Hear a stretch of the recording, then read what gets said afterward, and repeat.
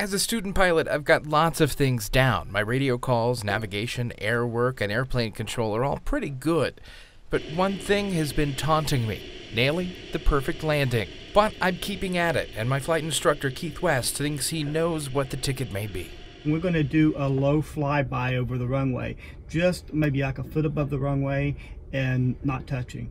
To reinforce the sight picture, Keith has me sit in the airplane. He grabs the tail and shows me what it should look like, and then we go try it on the runway.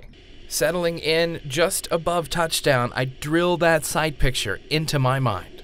Now let's see if I can repeat it for a touch and go.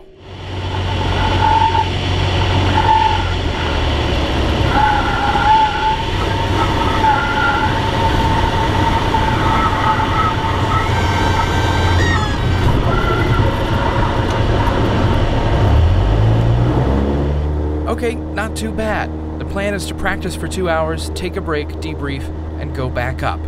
Let me tell you, it was hot. The kitchen in the National Aviation Community Center was cold. I hope you'll forgive the freezer noise. Flying down the runway without actually landing gives you that sense of what it's going to look like just before you touch down. The problem with doing these landings is you only see that, when you're doing regular landings, you only see that the last couple of seconds, and so you don't really get a really good sense of what that should look like. In normal pattern work, you have 10 seconds every 7 minutes to dial in the sight picture and muscle memory.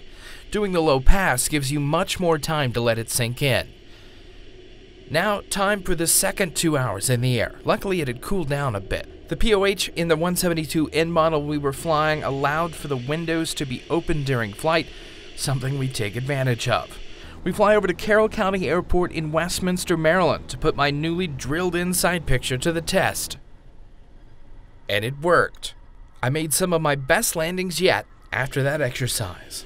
But you made a lot of progress, and I think it was really good doing those 2 flights back to back like that. I really didn't see any outstanding issues. We're still tending to land just a little bit left of the center line, although you were making the right corrections.